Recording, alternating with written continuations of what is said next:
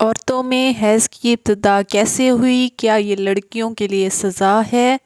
کیا یہ سچ ہے کہ حضرت حوا سلام اللہ علیہا کو سب سے پہلے حیض آیا جو اللہ کی طرف سے ان کے لیے سزا تھی؟ کیا حیض کی ابتدا بنی اسرائیل سے ہوئی؟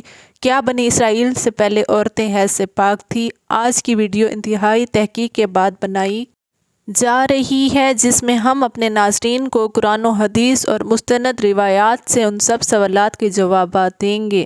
اصل میں اس موضوع پر بات کرنا اس لیے بھی ضروری ہے کہ آج کل بہت سی ویڈیوز پھیل رہی ہیں کہ جن میں غیر مستند روایات پیش کر کے سادہ مسلمانوں کو گمراہ کیا جا رہا ہے۔ ایسی ویڈیوز دیکھ کر ہم سب اپنی ماں حضرت حوا سلام اللہ علیہا پر برائی باندھ دیتے ہیں۔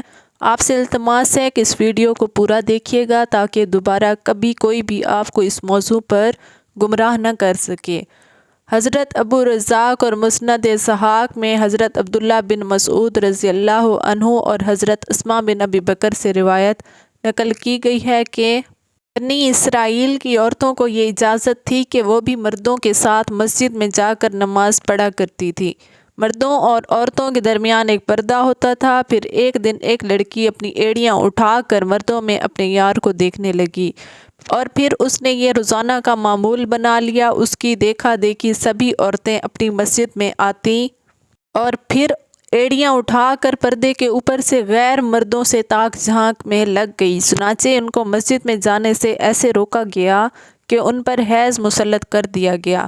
اب کچھ لوگ اس روایت سے یہ سبق لیتے ہیں کہ حیض کی ابتدا ہی بنی اسرائیل سے ہوئی، جو کہ غلط ہے، کیونکہ مفسرین اس روایت کی تفسیر میں لکھتے ہیں کہ یہ حیض عام نہیں تھا بلکہ بنی اسرائیل کی عورتوں کو مسجد میں گناہ کرنے کی اللہ پاک نے ایسے سزا دی کہ 4 مہینے تک مسلسل صبح و شام وہ عورتیں حیض کی کیفیت میں رہیں اور مسجد میں آنا بند کر دیا۔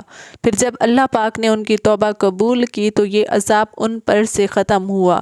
صحیح احادیث مبارکہ سے یہ ثابت ہے کہ عورتوں میں حیض کی ابتدا روز اول سے ہے۔ آئیے اس بارے میں 2 احادیث مبارکہ بیان کرتے ہیں کہ جن سے ثابت ہوگا کہ حیض کی ابتدا پہلے دن سے ہی ہے، نہ کہ بنی اسرائیل سے اس کی ابتدا ہوئی۔ حضرت عائشہ حجۃ الوداع میں اللہ کے رسول صلی اللہ علیہ وآلہ وسلم کے ساتھ حج کے ارادے سے نکلی۔ راستے میں انہیں حیض آ گیا تو وہ اس اندیشے سے رونے لگی کہ اب وہ مناسک حج ادا کرنے سے محروم ہو جائیں گی۔ آپ صلی اللہ علیہ وآلہ وسلم کو معلوم ہوا تو آپ نے انہیں سمجھاتے ہوئے فرمایا، یہ ایسی چیز ہے جسے اللہ تعالیٰ نے اولاد آدم میں عورتوں کے لیے لازم کر دیا ہے۔ اس حالت میں تم بھی وہی سب کرو جو حاجی کرتا ہے، صرف پاک ہونے تک بیت اللہ کا طواف نہ کرو۔ بالکل اسی طرح ایک حدیث حضرت ام سلمہ رضی اللہ عنہا سے بھی مروی ہے۔ حضرت ام سلمہ رضی اللہ عنہا بیان کرتی ہیں کہ ایک موقع پر میں رسول اللہ صلی اللہ علیہ وآلہ وسلم کے پاس تھی کہ مجھے حیض آنے لگا۔ میں وہاں سے اٹھ گئی۔ آپ صلی اللہ علیہ وآلہ وسلم نے دریافت کیا تو میں نے بتایا کہ مجھے حیض آنے لگا ہے۔ آپ صلی اللہ علیہ وآلہ وسلم نے فرمایا، یہ ایسی چیز ہے جسے اللہ تعالیٰ نے آدم کی بیٹیوں پر لازم کر دیا ہے۔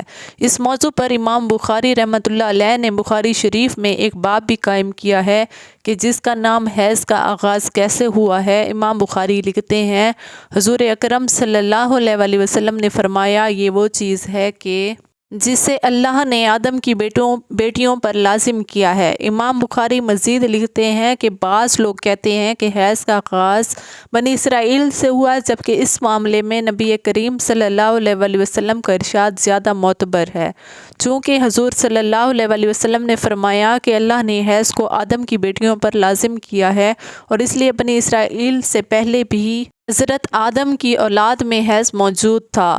علامہ ابن حجر عسقلانی اور فتح الباری میں بھی یہی ثابت کیا گیا ہے کہ حیض ابتدائے تخلیق سے عورتوں کو آتا رہا ہے۔ اب بات کرتے ہیں ان روایات کی جن میں یہ کہا جاتا ہے کہ حیض کی ابتدا حضرت حوا سے ہوئی اور ایسا بطور سزا ہوا۔ امام طبری رحمۃ اللہ علیہ سورۃ البقرہ کی آیت نمبر 25 کی تفسیر میں حضرت عبد الرحمن بن زید رحمۃ اللہ علیہ کی یہ روایت نقل کرتے ہیں کہ حضرت حوا کو پہلے حیض نہیں آتا تھا۔ ان کی تخلیق پاکیزہ ہوئی یہاں تک کہ انہوں نے اللہ کی نافرمانی کی اور ممنوعہ پھل کھایا، جس سے ان کو جنت سے نکالا گیا اور پھر ان کو حیض اور حمل کی سزا دی گئی اور لکھتے ہیں کہ اللہ پاک نے تب فرمایا میں نے تجھے پاکیزہ بنایا تھا لیکن تو نے میری نافرمانی کی، اس لیے اب میں تجھ سے خون جاری کر دوں گا۔ امام طبری کے علاوہ باقی تمام مفسرین نے ان روایات کو جھٹلایا ہے اور ان روایات کو غیر مستند اور ناقابل قبول کہا ہے۔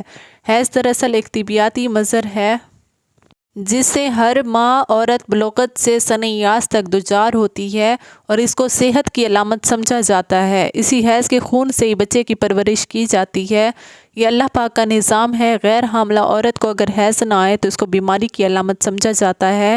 یہ عورت کے لیے کوئی سزا نہیں ہے اور نہ ہی یہ بات کسی روایت سے ثابت ہے کہ حیض عورت کی سزا ہے، بلکہ یہ ایک ذمہ داری ہے جو اللہ پاک نے انسانیت کی تخلیق کے لیے عورتوں پر ڈالی ہے۔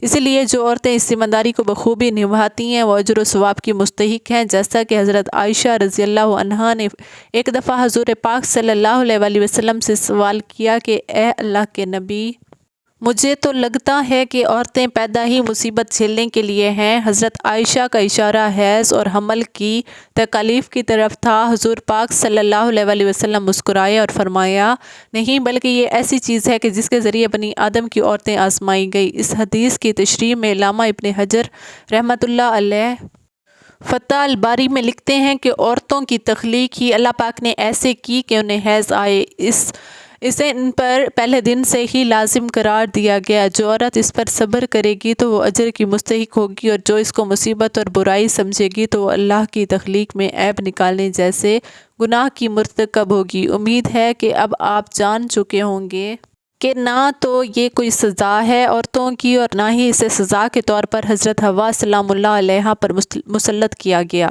اور نہ ہی حیض بنی اسرائیل کی عورتوں سے شروع ہوا، بلکہ حیض و حمل تو اللہ پاک کی آزمائش ہیں عورتوں کے لیے، جن کا اللہ پاک بروز قیامت عورتوں کو اجر عطا فرمائے گا۔ اے اللہ پاک ہماری تمام بہنوں کو اس آزمائش میں صبر و تحمل عطا فرما، ہم گناہوں سے دور ہو جائیں اور نیک اعمال کرتے رہیں۔ کمنٹ سیکشن میں آمین لکھنا مت بھولیے گا۔ خدا حافظ۔